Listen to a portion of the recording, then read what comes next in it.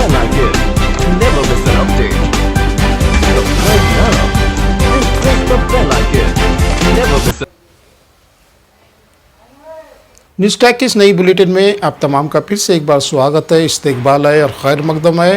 Hamas और Israel के दरमियान जो जंग जारी है, 40 दिनों में वहाँ पे लाशों का ढेर लग गया है और गजा एक कब्रिस्तान सा बन गया है।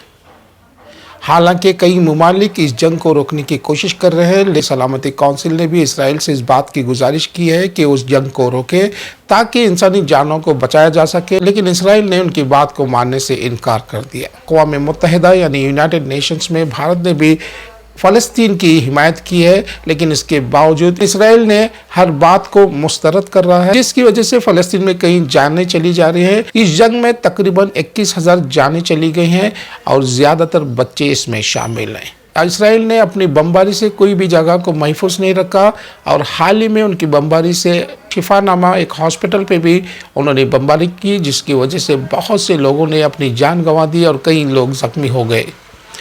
गजा में मकामी लोगों के लिए अब जान बचाना बेइंतहा मुश्किल हो गया है।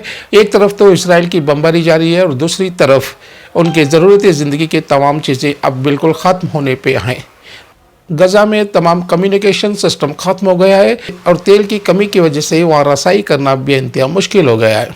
तकरीबन दुनिया के तमाम ममालिकों में फ़लस्तीन की हिमायत में एहतजाजी जुलूस निकाले जा रहे हैं, जिसमें अमेरिका, ब्रिटेन और जॉर्डन वगैरह के तमाम शहर मौजूद हैं, लेकिन इसराइल अपनी बात पे अड़ा हुआ है। आज ही 17 नवंबर को इसराइल ने गजा में मौजूद एक मस्जिद पे बमबारी की, जिसकी वजह से 50 नमाजी शहीद हो गए और कई ज़ख्मी हो गए।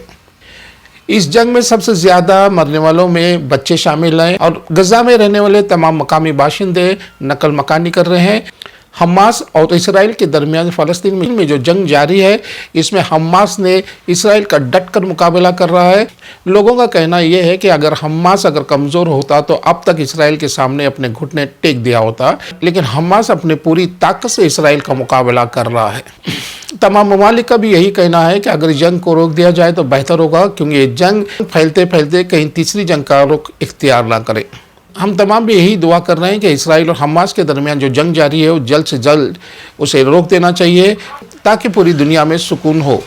आप देख रहे हैं। अब बात करते हैं भारत में होने वाले इंतखाबात के। मध्य प्रदेश के 5 करोड़ अवाम आज जो इंतखाबात हो रहे हैं उसमें अपने वोट का इस्तेमाल करके 5 साल तक एक नई हुकूमत लाने की कोशिश कर रहे हैं, जहां पे कांग्रेस और बीजेपी के दरमियान एक घमासान सी लड़ाई का मंजर नजर आ रहा है। मध्य प्रदेश के इस 230 असेंबली नशिस्तों के लिए 2533 उम्मीदवारों ने अपना पर्चा भरा है। अब देखना यह है कि वोटर्स किसके हक में वोट डालते हैं। 2533 उम्मीदवारों की किस्मत का फैसला मध्य प्रदेश के 5 करोड़ वोटर्स के हाथ में है। अब ये देखना यह है कि क्या फिर से एक बार बीजेपी मध्य प्रदेश में अपनी हुकूमत बनाएगी। वोटर्स अपना इरादा बदल करके कांग्रेस को अपना वोट देकर फिर से उन्हें दोबारा इक़्तिदार में लाने की कोशिश करेंगे।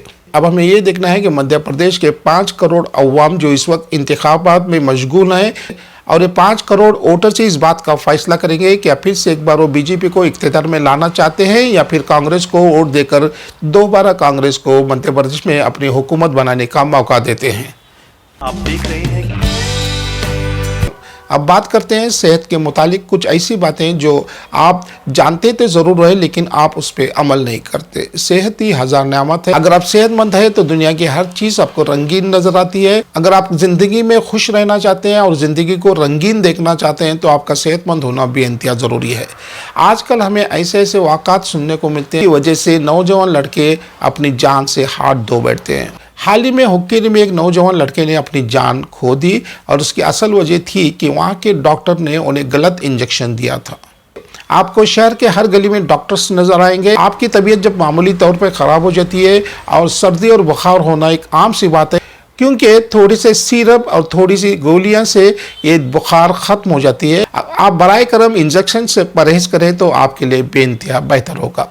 अगर आप सेहतमंद रहना चाहते हैं तो आपके लिए हमेशा वर्जिश करना बेइंतहा ज़रूरी होता है और सुबह की वर्जिश और सुबह की वॉकिंग आपको बेइंतहा सेहतमंद रख सकती है। डॉक्टरों की भीड़ के साथ साथ नए होटल्स भी यहाँ पे खुल रहे हैं जहाँ पे रोगन ग़िज़ाएँ दस्तयाब होते हैं, जिसके खाने के बाद ना तो हम कोई एक्सरसाइज करते हैं ना कोई परहेज़ करते हैं, जिसकी वजह से हमारा ब्लड प्रेशर शुगर बढ़ जाता है और हम फ़ौरन डॉक्टर के पास भागे चले जाते हैं। मैं फिर से एक बार आप तमाम लोगों से गुजारिश करता हूं कि आप अपने सेहत का ख्याल रखें, हर रोज़ वर्जिश करें, सुबह मॉर्निंग वॉक के लिए जाएं और अपने खाने पे थोड़ा एहतियात करेंगे तो आप बेशक सेहतमंद रहेंगे। अगर आप खाने पीने में एहतियात न बरतेंगे और ना ही वर्जिश करेंगे तो आप हमेशा बीमार रहेंगे।